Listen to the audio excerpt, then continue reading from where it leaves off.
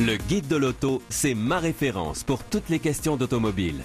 Daniel Melançon et son équipe d'experts décortiquent les nouvelles tendances et présentent des reportages et chroniques qui me permettent de faire des choix éclairés. Innovation, technologie, environnement, dernier modèle, le Guide de l'auto, c'est mon guide. Le Guide de l'auto, lundi 20h. Plus tard à l'émission, l'essai de la Fiat 500 à Barth.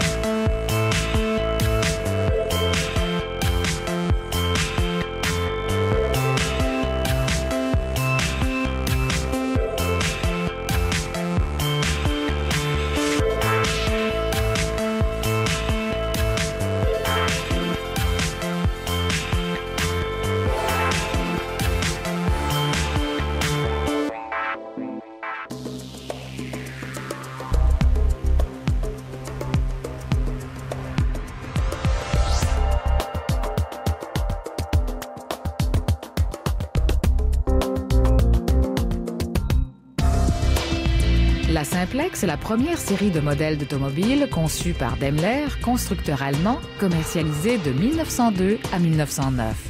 Ces automobiles sont vendues en exclusivité en Europe et en Amérique par Émile Jelinek sous le nom de sa fille aînée, Mercedes.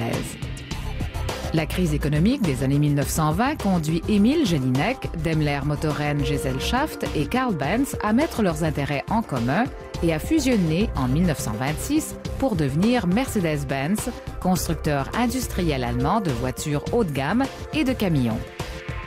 C'est de cette association que naîtra l'emblème qui est encore utilisé de nos jours.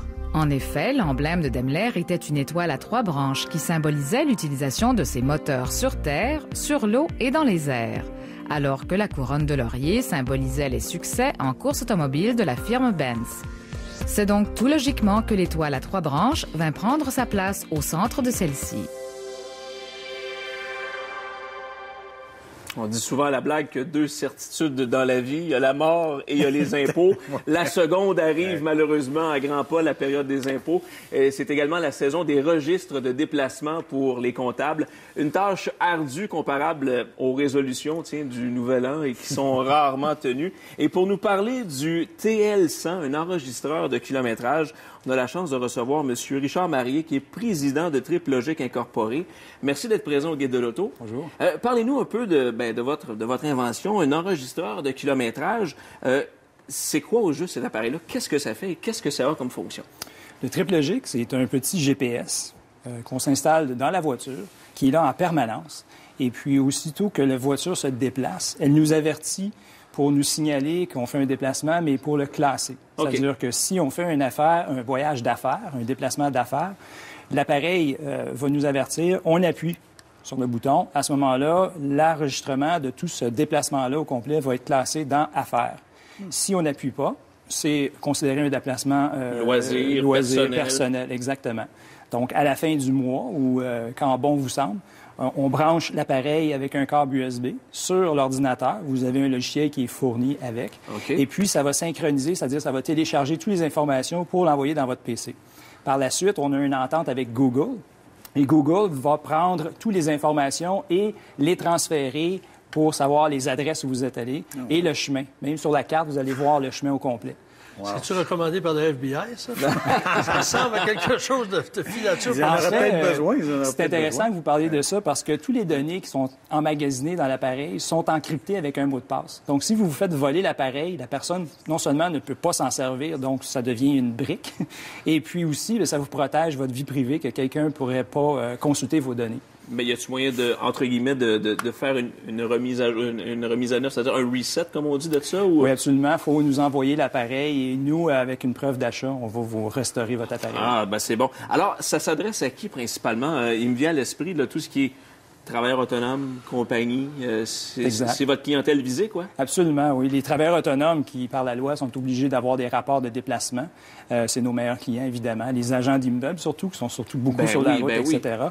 Ce qui est particulier, c'est que nous, on n'a pas de frais d'utilisation. C'est-à-dire que quand vous achetez l'appareil, vous en êtes propriétaire et vous n'avez pas besoin d'avoir des frais par mois de 30, 40 $. Et pour les travailleurs autonomes qui Souvent, c'est des gros frais là, par année. Ça sauve énormément. Et comment, justement, on fait pour réclamer ces frais de kilométrage-là? Je veux dire, le modus operandi de tout ça, c'est... Bien, ça dépend. Il y a des gens qui vont travailler pour quelqu'un, ils se font payer tant du kilomètre. À ce moment-là, ils vont imprimer un rapport avec un total par exemple, si l'employeur vous paie 52 sous du kilomètre, etc. Ça va vous donner un total et vous réclamer. Au niveau de l'impôt, vous faites le total de l'année. Et ici, au Canada, c'est particulier. C'est 47 sous du kilomètre pour les premiers 5 000 et ensuite, c'est-à-dire 52 premiers 5 000 et ensuite 47. Donc, votre comptable va prendre le rapport au complet et va pouvoir le calculer pour vous. Donc, à partir du moment où on est en mode déplacement à faire, il suffit d'appuyer sur le bouton et on n'a pas trop à se soucier sur ce qui advient. Je veux dire, lorsqu'on arrive à destination, qu'on a fini notre tâche, est-ce qu'il faut réappuyer sur le bouton ou tout se fait automatiquement? En fait, l'appareil va détecter que vous vous déplacez et puis vous appuyez sur le bouton. Ça peut être n'importe quand pendant votre déplacement. Si vous êtes au téléphone ou vous n'êtes pas attentif, vous pouvez appuyer plus tard, c'est pas grave. Quand vous allez être arrêté pour 5 minutes, après 5 minutes, on considère que le déplacement est terminé. Donc, si vous repartez plus tard, il va recommencer. Et ici, il y a un fait particulier, c'est que nous, on a ajouté sur ça un senseur de vibration. Donc, si vous êtes dans la circulation, on va détecter le moteur, la vibration du moteur, et on ne va pas considérer que votre voyage est fini encore. C'est ma question, parce que les embouteillages à Montréal de votre machine, oui, bien, c'est ça. On va appuyer sur le bouton souvent. Et je peux vous dire qu'on a une version spéciale pour les gens de Los Angeles, que le délai est de 15 minutes. Ah oui, parce que les bouchons sont tellement plus prolongés. Exactement, oui. On a une version spéciale. Mais ça, là, Tokyo, 25 minutes. Mettons que nous autres, comme on essaie plusieurs voitures, est-ce qu'on c'est transférable facilement d'une auto à l'autre? Vous dites que c'est permanent, mais de quelle façon c'est permanent? Nous, on utilise ici, ça, c'est une invention encore de nous. C'est ce que vous voyez ici, c'est un petit câble qu'on appelle le câble OBD, On-Board Diagnostic, qui est utilisé par les concessionnaires. Nous, on a seulement 2 prises dans ça. On se branche sur la batterie de la voiture. Pour 2 raisons. Premièrement, c'est une connexion qui est beaucoup plus stable que celle de l'allume-cigarette. Et deuxièmement, elle est en permanence branchée. Donc, c'est sûr que si vous voulez déplacer de votre voiture, vous pouvez la débrancher facilement. Puis toutes les autos ont ça, là? Depuis 1996, c'est obligatoire sur tous les véhicules. Donc, c'est un connecteur qui est standard. Et la particularité, c'est qu'on le fait tellement mince que même, par exemple, les Toyota qui ont des petites portes là, pour cacher le connecteur, ça va fermer avec la porte. Ah ouais. On est unique à ce niveau-là. Puis on amène le fil au-dessus du tableau de bord. Bien, le fil, si vous remarquez, il est plat. On le fait plat, justement, pour être capable de le passer sur le côté. Entre la porte et le tableau de bord, il y a toujours une craque. On peut rentrer l'excédent. Et seulement ce bout de fil-là, ici, va dépasser sur le dessus. Donc, c'est très facile. Là, vous l'avez tout près. Et puis ici, on a un petit, là, ce qu'on appelle les sticky, là, les fameux plastiques qui sont collants, mais qui n'ont pas de colle. Ça vient avec. Et puis ça va tenir là, sur le tableau de bord d'une façon, c'est ça, à gauche. Bien, parlez-moi de la précision et de l'efficacité de ça. Je veux dire, c'est quoi la marge d'erreur en termes de kilométrage? Si jamais je décide de m'acheter ça, je m'attends à ce que ça soit assez précis. C'est quoi le taux de précision? Là? Bien, le taux de précision avec les GPS en général, ça varie dépendamment où vous êtes sur la planète. Ça dépend aussi de la température, s'il y a une couverture. En général, là, on peut considérer qu'en dedans de quelques mètres, c'est déjà assez précis. Ce qui est particulier aussi, c'est que dans le logiciel qui est à l'intérieur de ça, on a mis une intelligence. Vu que c'est des signaux analogiques, les GPS, on fait une triangulation. Alors, ce qui arrive, c'est qu'on peut avoir des erreurs de coordonnées. Alors, la plupart des GPS ne vous les montrent pas, mais nous, ce qu'on fait, c'est qu'on va filtrer. Donc, si vous avez une coordonnée à Miami et vous retournez à Montréal, ça fait un gros kilométrage. Non, mais c'est parce que... On enlève ces kilomètres-là et on rejoint les points, ce qui fait que les rapports sont excessivement précis.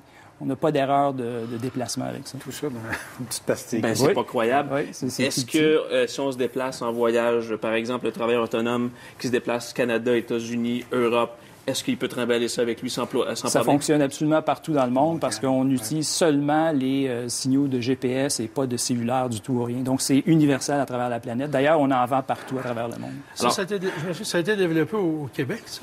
C'est une entente avec une compagnie en Angleterre. Et nous, on a pris une base de ça, on s'est associé avec eux, on a fait les logiciels, etc. Présentement, on est seulement PC, mais on est en train de développer l'application Mac présentement qui sera prête dans un mois ou 2. Et vous m'expliquez, M. Marié, que l'assemblage final de cet appareil-là, du triple G, ça se fait au Québec? Oui, c'est fait ici, à Montréal. Il y a différentes manipulations qui peuvent se faire, par exemple, en Europe, en Chine, mais l'assemblage final, c'est ici. En fait, on n'a rien fait en Chine actuellement. Tout ce qu'on a, c'est des composantes qui proviennent de la Chine.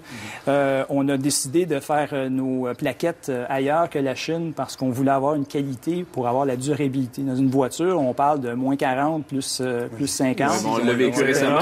Exactement. Alors, on voulait avoir des plaquettes qui étaient de meilleure qualité, ce qu'on ne trouvait pas en Chine. Donc, on a fait faire certaines pièces en Tchécoslovaquie et le reste est assemblé ici. C'est intéressant. Je veux juste peut-être délaisser le monde de l'automobile. Je dis que c'est un gadget qui peut sans doute être utile. Je sais pas, moi, quelqu'un qui fait du bateau. Oui. Est-ce que ça peut être à quelque part utile? Oui, en fait, cet été, on a des gens à qui on a fourni des appareils et puis ils se sont promenés là, sur les lacs du Québec. Et puis, ils ont été capables de faire le mapping qu'on appelle sur Google de tous leurs déplacements. Et en plus, vu qu'on connaît la distance qu'on a parcourue, ben oui, c'est ça. On connaît aussi le nombre d'essence qu'on a mis dans le Consommé bateau. au litre. Ça nous donne un peu un quasi-litre au 100 avec le bateau. Là. Fait que c'est c'est intéressant. Ouais. Alors, au moment où l'on se parle, le produit TripLogic, le TL1000, est en vente, mais seulement sur le site Web, c'est ça? Oui, il est en vente sur notre site Web, ici, Canada, États-Unis, en permanence, oui. C'est pas un produit qui se vend présentement dans des magasins parce que c'est un produit qui est tellement marché vertical, si on veut. C'est plus les comptables, les gens qui font de la tenue de livre qui réfèrent ça. Ils vont en parler. Exactement. Ben non, mais c'est sûr, surtout en cette période des impôts. Ben, Monsieur Richard Marie, président de TripLogic, merci infiniment de nous avoir présenté ce produit. J'espère que ça saura vous plaire à la maison. Je suis convaincu que vous allez avoir plein de nouveaux consommateurs ces prochaines semaines. Nous, on s'arrête quelques instants pour une pause. Après ceci, c'est un reportage de Frédéric Charpentier.